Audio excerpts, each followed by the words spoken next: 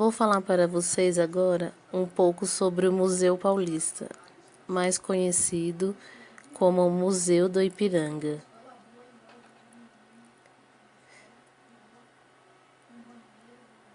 O museu foi inaugurado oficialmente em 7 de setembro de 1895, com o nome Museu de História Natural.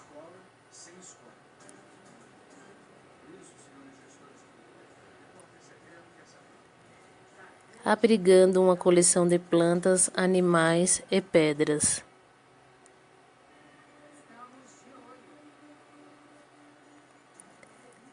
Mas com a chegada de Afonso Thomaz em 1917, o museu mudou de rumo e assumiu também uma vocação histórica.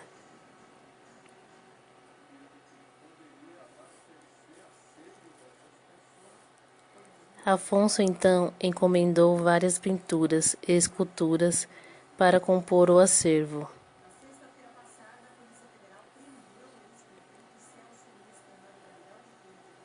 O objetivo era fazer um panorama visual da formação paulista da história brasileira entre 1500 e 1822, ano da proclamação da independência.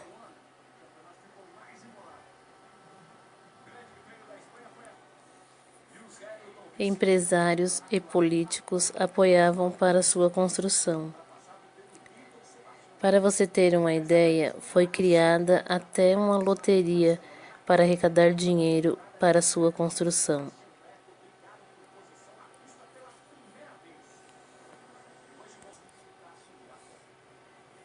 O engenheiro Tommaso fez até uma maquete de gesso para que fosse feito todos os detalhes da obra e não saísse nada de errado.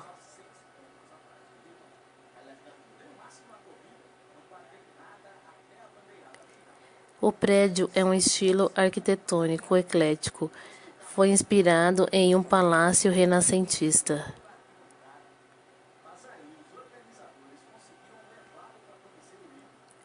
A técnica empregada foi a de alvenaria de tijolos, uma novidade naquele tempo.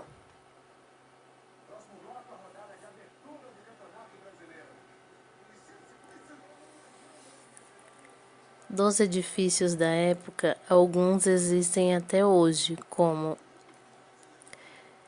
a Igreja de São Francisco,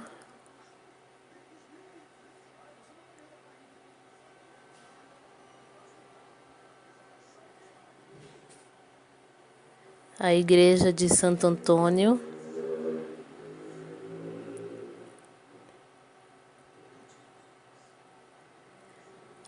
a Igreja do Carmo,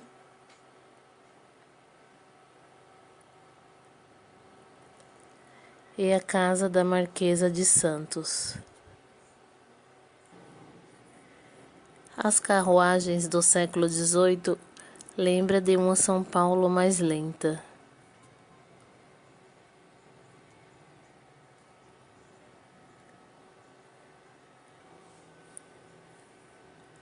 Uma curiosidade naquela época é que toda a população da cidade de São Paulo caberia no grande estádio de futebol nos dias de hoje.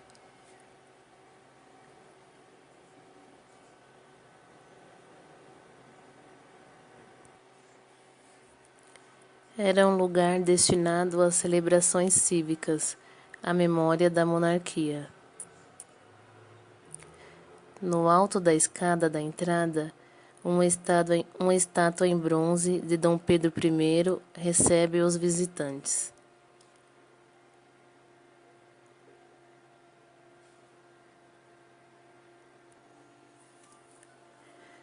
Nos corrimãos, as cúpulas abrigam águas de rios brasileiros,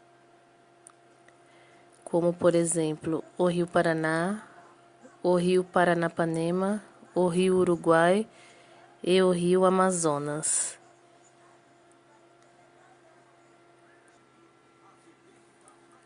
No salão principal, há duas maiores estátuas dos dois principais bandeirantes, Uma é do Antônio Raposo Tavares, em atitude de perscrutar os horizontes. A outra é de Fernão Dias, O Caçador de Esmeraldas. Esculturas também muito trabalhadas em aulas de artes, como também várias pinturas e obras do acervo. Essas duas esculturas, feitas pelo artista Brizola, representam 2 ciclos do bandeirismo.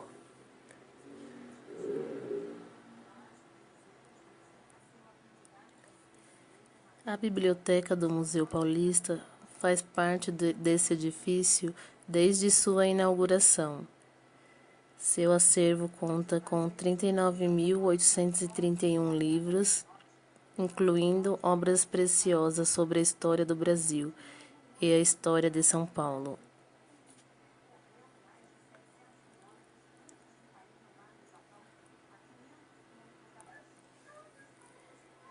Do lado de fora, o jardim muito lindo, ideal para se trabalhar vários estudos, principalmente em aula de ciências.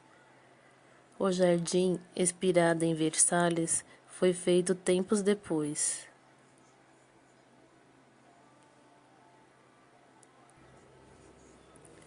O prefeito na época, Antônio Prado, adorava plantas e contratou o paisagista belga para o trabalho. Temos também a famosa Casa do Grito.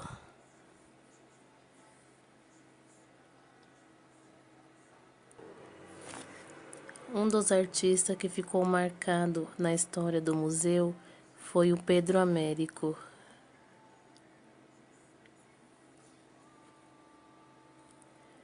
Ele nasceu no dia 29 de abril de 1843, na cidade de Areia, na Paraíba. Ele foi romantista, poeta, cientista, teórico de arte.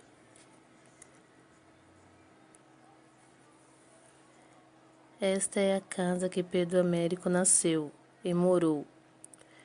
Hoje ela é conhecida também como Museu Pedro Américo. Neste museu possui peças originais do artista, como seu último jornal, a palmatória que era de sua mãe e outras peças do artista. Uma das obras mais conhecidas do Museu do Ipiranga é o quadro Independência ou Morte, pintado pelo artista Pedro Américo.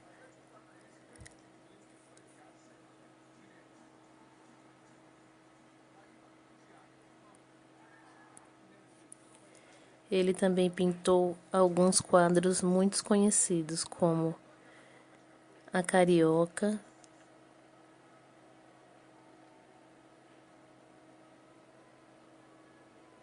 quadro da Joana d'Arc. Neste quadro ela diz ter ouvido a voz de Deus. E o quadro de Dom Pedro II, que se chama A Fala do Trono. O único momento em que Dom Pedro vestiu a roupa majestática, a coroa e o destro.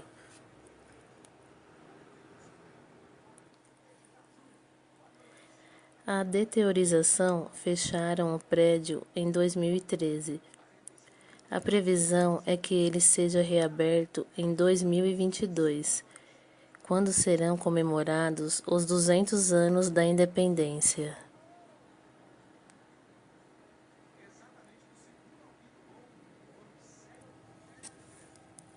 Segue agora 2 planos de aulas. O primeiro da matéria de artes, o segundo da matéria de ciências. Os 2 foram feitos através do tema Museu do Ipiranga, que além dessas 2 matérias, podem ser trabalhado várias outras matérias.